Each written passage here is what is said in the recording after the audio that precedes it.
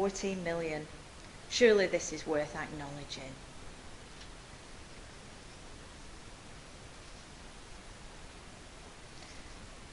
Visual culture. What exactly is that? Deaf people need good lighting, colour, emotion, and atmosphere. These are all important and should be considered as one package to be used to ensure good access. But let's have a look at them individually. Lighting. Let's look at the examples here.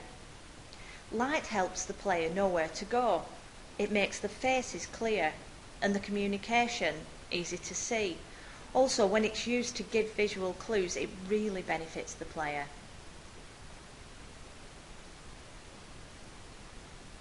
And now colour. Well, why is that important? It helps us to understand the game. E.g., red means danger. We see the warning and we know we need to find an alternate path. It can be used to create a feeling of cold or warmth. It shows us night and day, or when it's warm or hot, and it describes materials for us. Now, emotion and facial expression, these work with the subtitles. The character might be miserable, sad, angry, excited, shocked, and we can see it if they're talking. Also, they can use masks to show happiness, sadness. If the character is brave or a hero, perhaps he's going to save people and we can recognise his role. Atmosphere, well, perhaps the game's futuristic, fantasy, historic, old-fashioned or modern, or maybe a mix that could suggest mystery or something hidden. Here's a quote from Edward Hall about those who use only the visual, no sound. Have a look.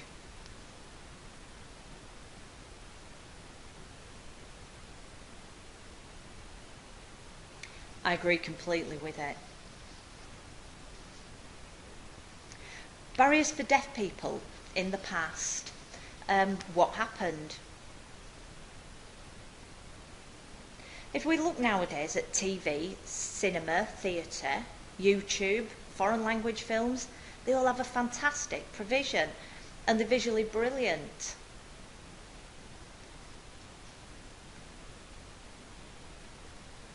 Here are lots of examples where we can see the use of subtitles, whether it be TV programmes, films, internet, YouTube. But there's one example you might not expect. It's American football. They provide subtitles throughout the match.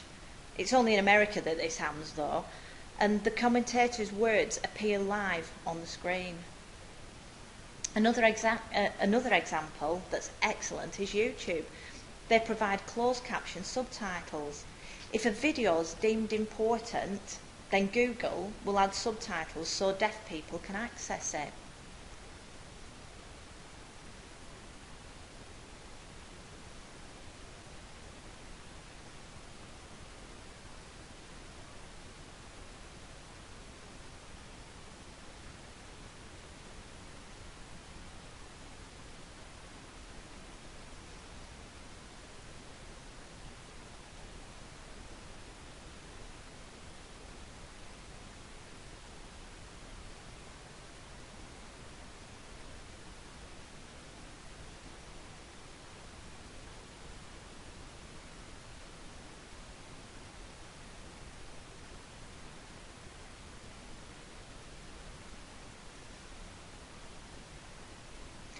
Okay, we can look back not that long ago to a time when TV and film had no subtitles and deaf people had no access and no idea what was being said. There'd been no campaigning for equality and access was almost non-existent.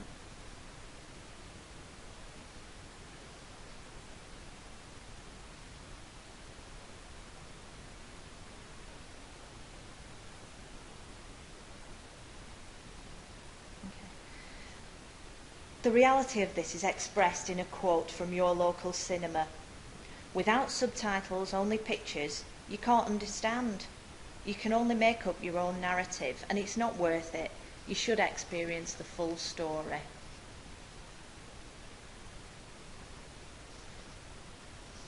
In these clips, we can see how far games have developed. Initially, they were very basic, supported by music in the background. They never considered the need for subtitles, as there was no voice added. Text was automatically provided, often through speech bubbles, but this was very basic. Since then, the developments have been significant.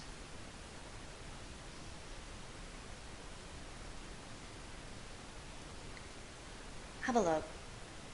After the BSL March, when deaf people campaigned to have their language officially recognised, there was a realisation that more provision should be put in place, that subtitles should be added to films. Deaf people could then really enjoy watching. This quote are the words of a mother of a deaf boy. They show clearly how important subtitles are. She explains that without them, he was missing so much, but when they were added, it improved not only his access to his social life and helped him make friends, but they improved the whole quality of his life. These are the features of a game accessible to deaf gamers. With these in mind, let's consider the future and the possible developments that we might or might not see. We've looked at subtitles, accessing rating systems on packaging, visual emphasis, characters and visual clues. Let's see these in specific games. Let's look at meaningful subtitles. Zork. This was the first game that thought to add subtitles with sound effects. You wouldn't expect that at a game at that time, but the sound quality wasn't very good. It was an old-fashioned game, and unfortunately I have only the pictures to show you. In Half-Life 2 from Valve, their subtitles are beautifully clear. You have to jump visually from text to gameplay and back, but deaf people have become quite skilled at this. The communication is clear, you can identify direction, and with the contrasting background, it's easy to spot the enemy coming towards you before they try to kill you.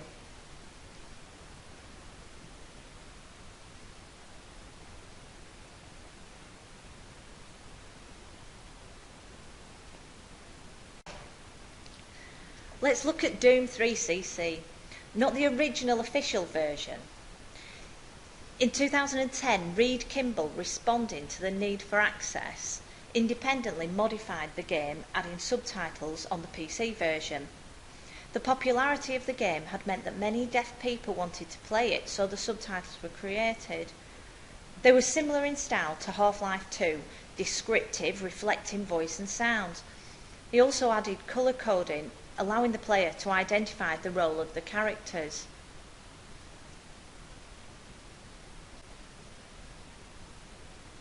Regarding the packaging once more, I have some ideas of my own of how to show if a game is suitable for deaf consumers. As an example, I've chosen Left 4 Dead 2. Here's the cover. You can see how it lends itself to displaying subtitle information. This is what I propose.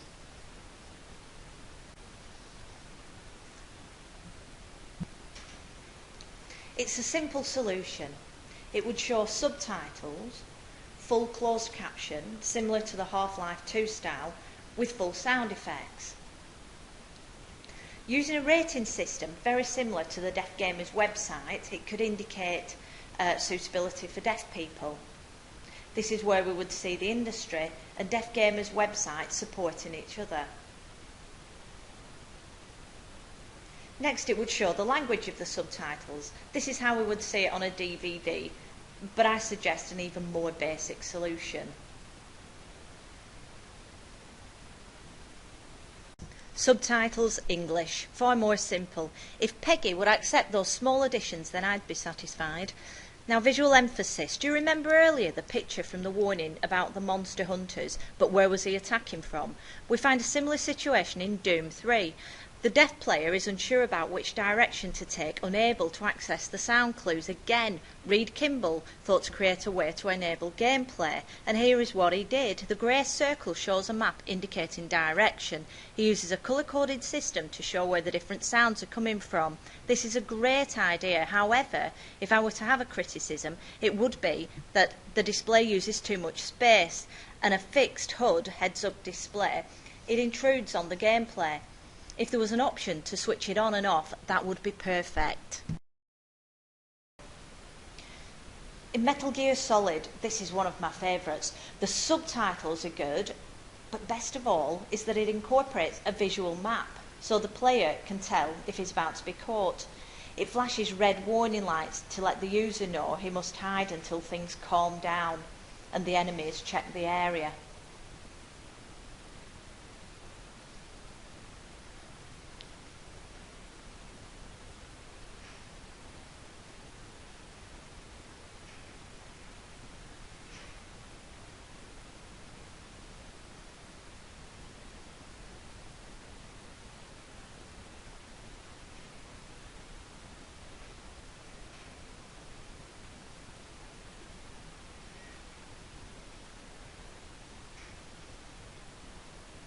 Now, characters, earlier I suggested the possibility of including a deaf character. Gabe Newell has decided to introduce the deaf dog so the girl and he can communicate.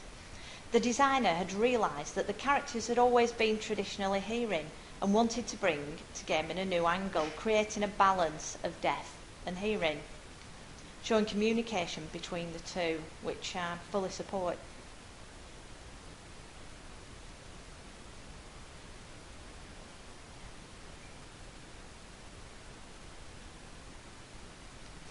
From Gabe's quote, we can see why introducing this character would be interesting. Alex and the dog could communicate and plan in secret, and those around them would have no idea what they were saying. In Heavy Rain, the use of facial expression is amazing. We can see their emotions and can really connect with them, and supported by the subtitles, we can totally believe their feelings of sadness, anger, joy, etc.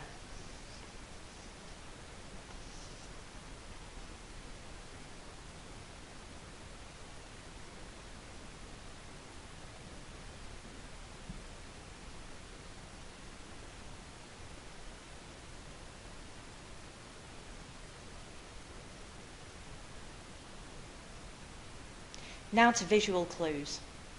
I'll show you a clip from Resident Evil, and this is a great example. You can see the white pulsating light. It catches your eye immediately, and you know that it has a meaning. Perhaps you need to pick something up or get some information. It might be a key, or perhaps the flames are hiding something. The use of these visual clues can only improve the gameplay.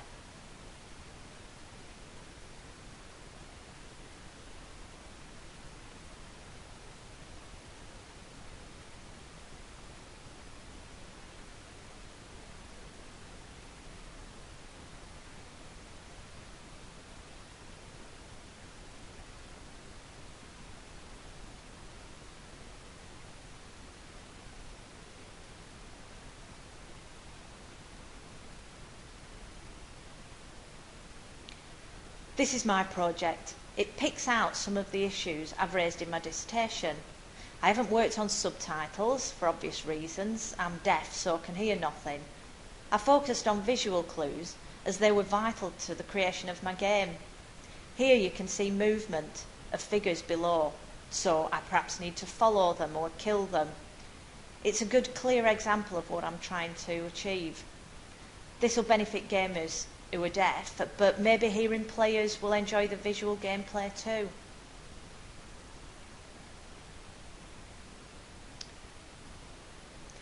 So, in conclusion, the games industry should connect more with deaf gamers and work together.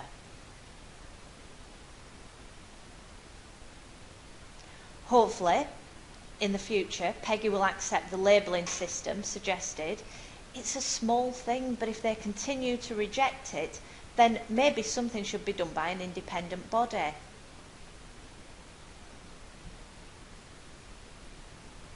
My research only scratches the surface of the issues I've raised. I simply collected the evidence. I believe that there should be a more in-depth